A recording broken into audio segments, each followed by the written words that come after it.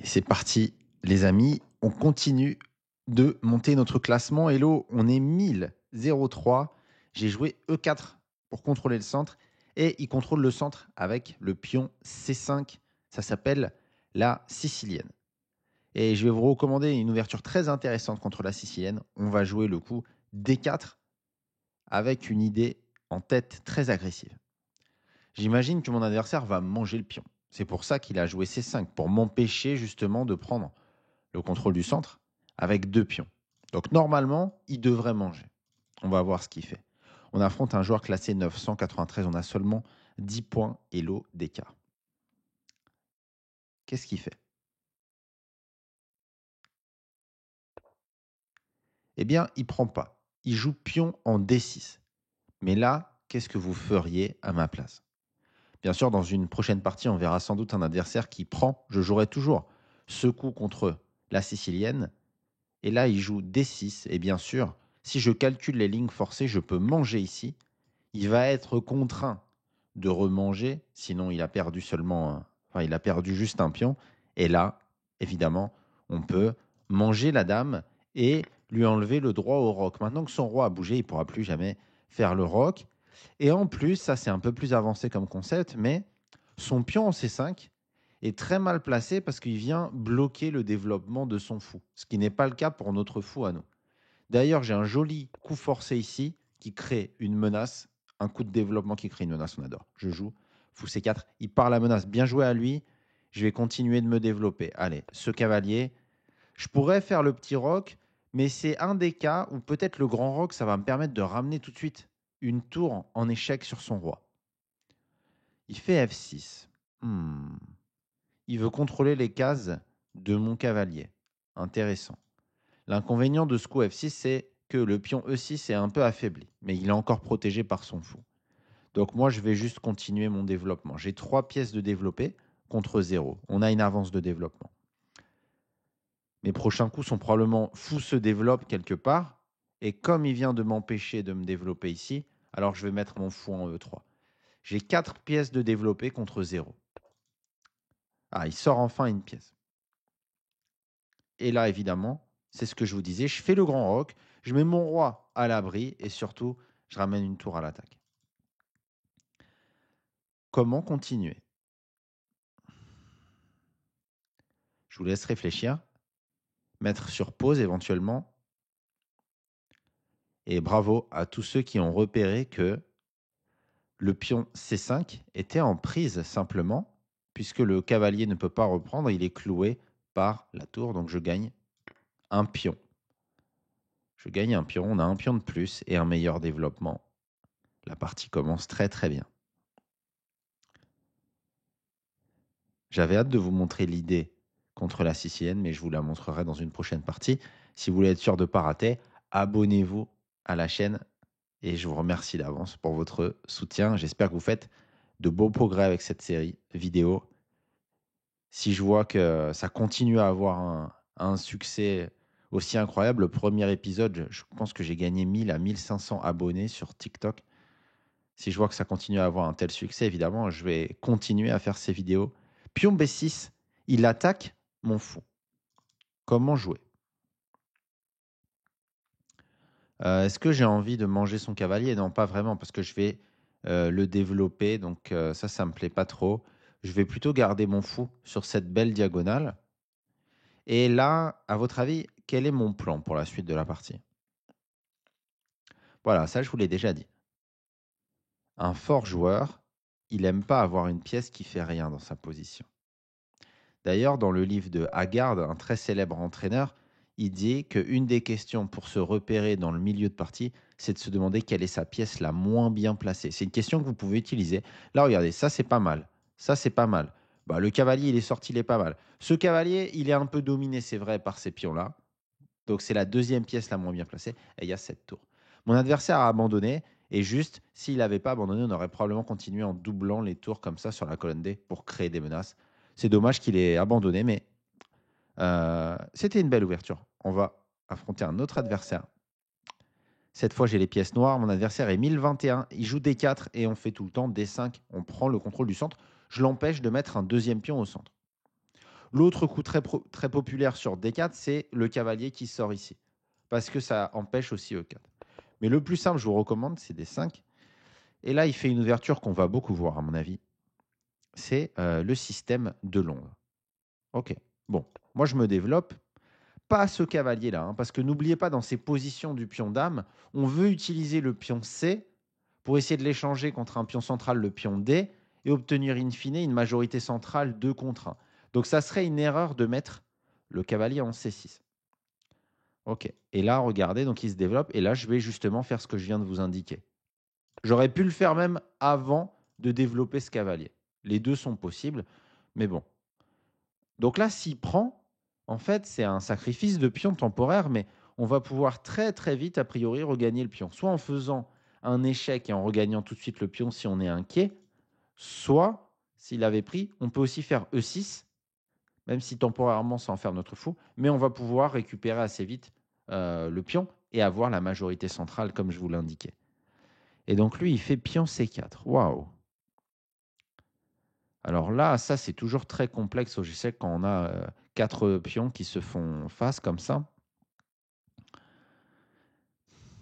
Bon, écoutez, moi, je vais me développer. Et maintenant que mon pion est passé pour la bataille centrale, il n'y a aucun problème pour mettre ce cavalier en C6. D'ailleurs, je renforce la pression ici.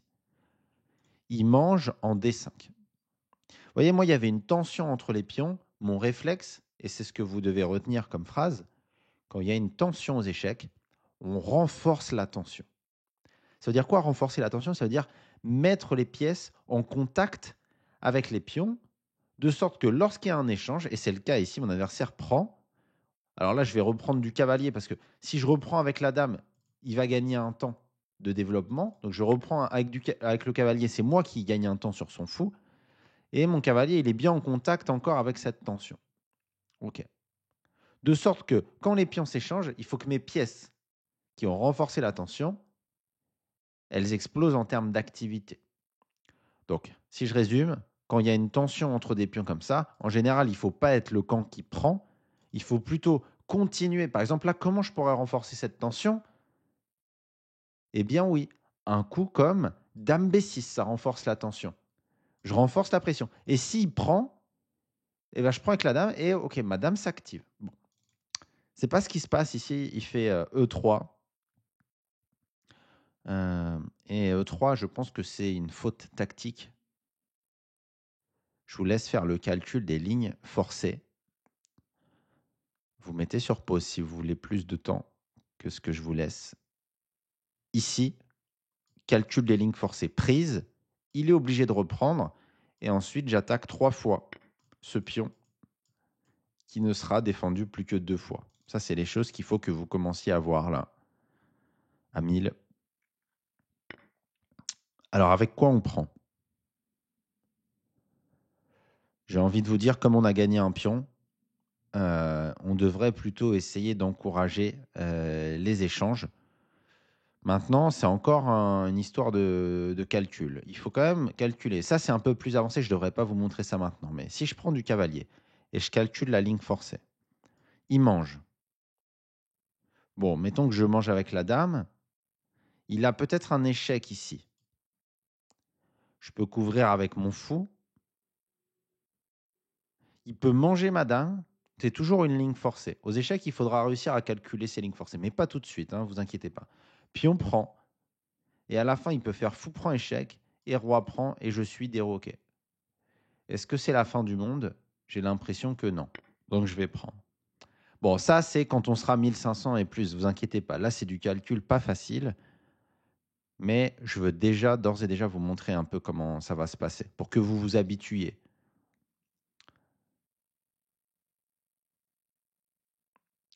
Bon, du coup, lui, il pourrait se dire, OK, je prends. S'il prend du pion, je peux faire un échec. Il y a quand même le fou qui vient ici. OK. Bon, je ne veux pas trop vous pousser dans les calculs pour l'instant. Retenons qu'on a gagné un pion dans l'ouverture, un pion central, qu'il a des pions doublés. Mais par contre, on aimerait bien très vite faire le roc. Bon, il joue fou C4. Intéressant. Il cible notre point le plus faible. Dois-je réagir immédiatement ou non? Là, il y aurait une erreur classique à ne pas commettre. Ici, on pourrait faire l'erreur de clouer le cavalier comme ça, avec fou G4, en se disant: ah oui, mais j'attaque déjà le cavalier, il ne peut pas bouger, c'est génial. Sauf qu'en fait, si on fait fou G4, il y a un coup qui est magnifique pour lui, c'est fou prend F7, échec, sacrifice du fou. Je reprends avec le roi, suivi de cavalier E5, échec, et il va gagner le fou. On a perdu un pion et on est déroqué. Attention à ça. Alors, on ne va pas tomber dans le piège. Bon, on va vite se développer. Peu importe, pour l'instant, j'enferme mon fou. C'est pas ce que je rêve de faire dans ma vie, enfermer mon fou, mais je veux juste, j'ai un pion de plus, je veux mettre mon roi à l'abri, et tôt ou tard, on aura ici, comment ça s'appelle ça aux échecs? Très bien. On aura une majorité de pions, 3 contre 2. Et donc ce fou, il va pouvoir en plus sortir par là. On a un très fort cavalier. Donc si j'arrive à faire fou E7, petit roc, on va être très heureux. Donc c'est parti, j'y vais. Vous avez remarqué, je ne prends pas le cavalier parce que ça va développer sa dame, laisser la case pour la tour. Il faut faire en sorte que les échanges développent nos pièces. Ça, je le répète suffisamment dans les vidéos. Je pense que vous commencez à l'intégrer. Bien sûr, il y a une défense. Il y a une défense. Le mec est matrixé par les échecs. Il y a une différence entre théorie et pratique. Donc, si dans vos parties, vous n'arrivez pas encore à mettre en place tout ce que je dis, rien de plus normal, ne stressez pas. Il faut être patient, hein, les amis. C'est pas facile. Donc là, ça va être quoi notre plan?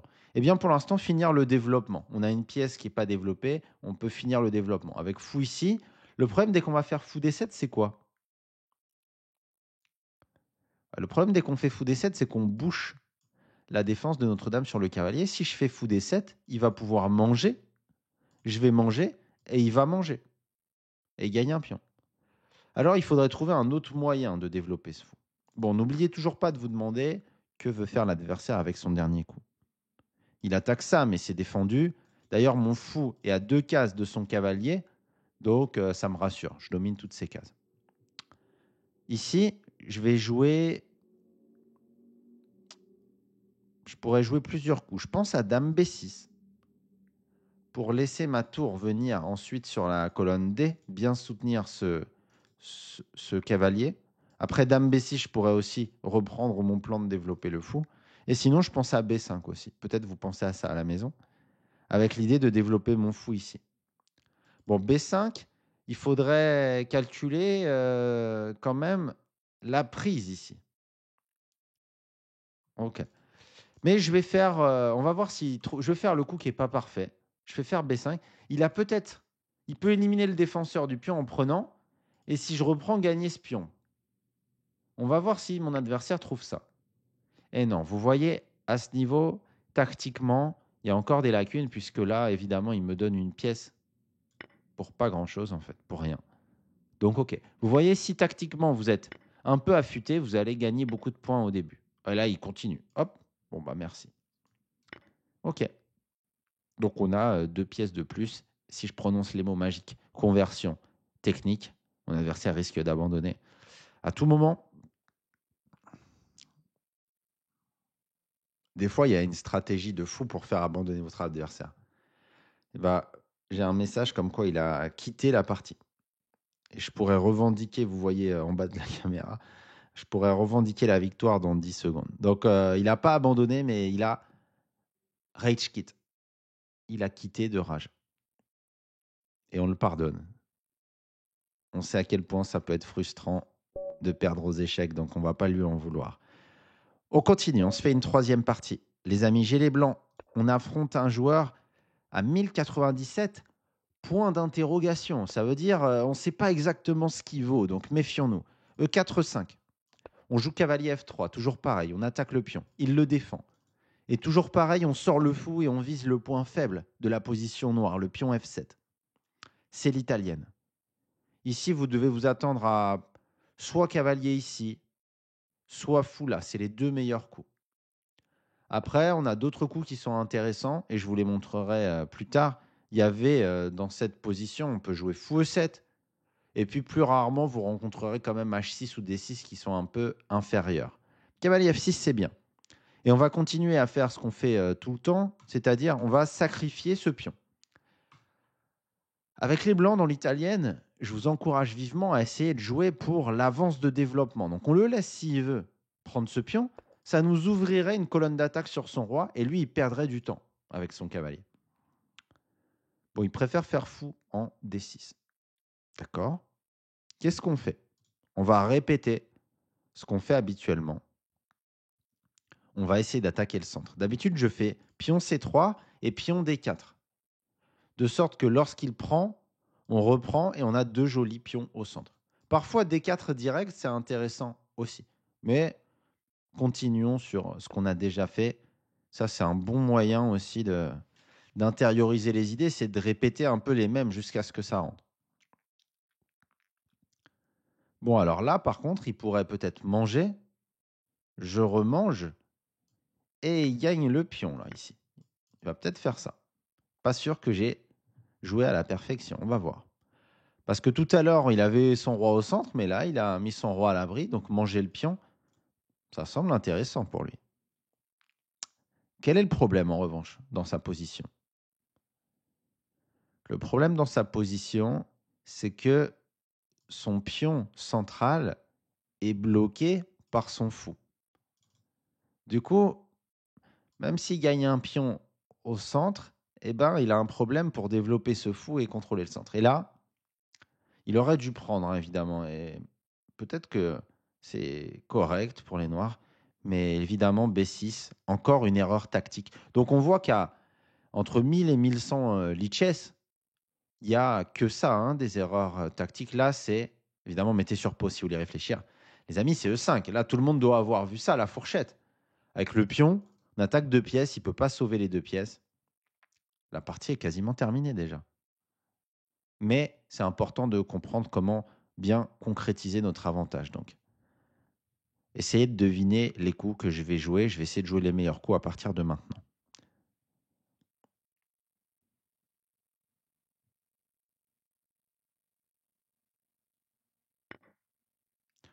Ah, mais ça, c'est stupide. Enfin, c'est pas pour être méchant, mais il donne une pièce pour sacrifier contre le pion, mais je récupère avec un pion et je refais la fourchette. Et il a le même problème. Donc là, il s'est planté, le boug. Mati David, il s'est trompé, là. Et là, il va perdre deux pièces. Ouais. En termes de calcul de tactique, pour l'instant, c'est plutôt faible.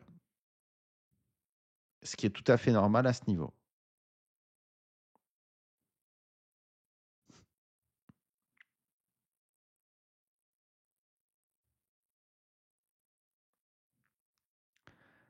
Bon, avec deux pièces de plus, ça va être normalement très facile de convertir. Pour moi, il devrait au moins sacrifier son fou et paf, mettre un pion au centre, attaquer mon fou. On va voir si c'est ce qu'il fait. Il devrait faire D5. Je bouge le fou et paf, C5. Et il a une marée de pions quand même qui débarque. Alors bien sûr, avec deux pièces de moins, bon, bah, ça va pas être si dangereux, mais ça serait probablement ce qui l'aurait de mieux à faire. Je ne sais pas si c'est très français ce que je viens de dire. Il y a plein de coups qui seraient bien. Cavalier C3, là, moi, j'aime bien ce clouage. Pourquoi pas ce clouage? Bien sûr, j'ai fait attention, mais il n'y avait rien. Mon pion est défendu. Voilà, mes prochains coups, c'est sortir mon cavalier et essayer peut-être de coordonner ma dame sur l'attaque du cavalier ou coordonner mon cavalier ici. Une fois que vos pièces sont sorties, essayez de les coordonner pour qu'elles travaillent ensemble. Donc sortir ce cavalier, ramener ma dame par là, mettre mes tours au centre. Voilà, la routine.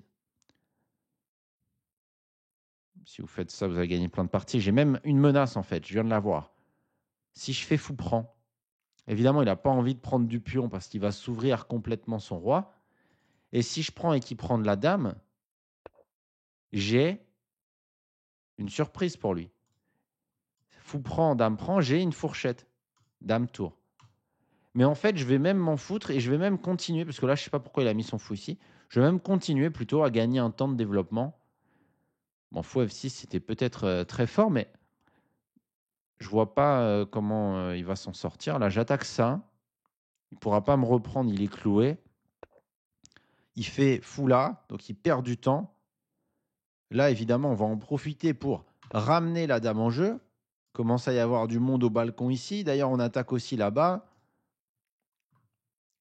Et puis, on a libéré, regardez l'avance de développement de fou qu'on a.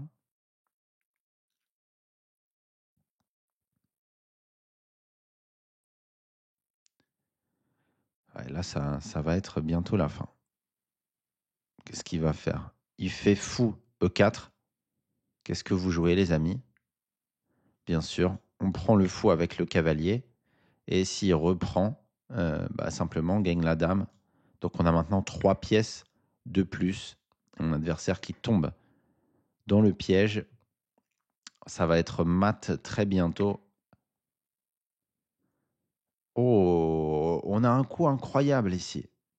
Je vous laisse finir la partie le plus rapidement possible. Mettez sur pause.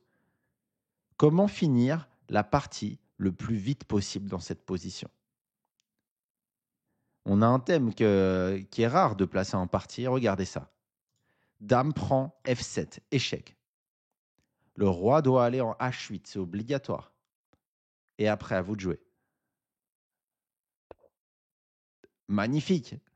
On joue dame G8, échec. On sacrifie la dame. Il ne peut pas prendre avec le roi parce qu'il serait échec. Il est obligé de prendre avec la tour. Et ça nous permet de donner un magnifique mat à l'étouffer avec le cavalier. Normalement, on voit ça que dans les livres. Et là, ça nous est arrivé en vrai. Les amis, j'espère que vous avez apprécié ces 3 parties pédagogiques. On est classé 1050. Pour la prochaine vidéo, on essaiera de passer les 1100. Si vous appréciez mon contenu, j'espère que vous faites plein de progrès. Évidemment, s'il vous plaît, likez la vidéo. Abonnez-vous si ce n'est pas déjà le cas. Partagez avec vos amis tout ce que vous pouvez, la team. Merci pour la force. Ciao, à très vite. Bon progrès aux échecs.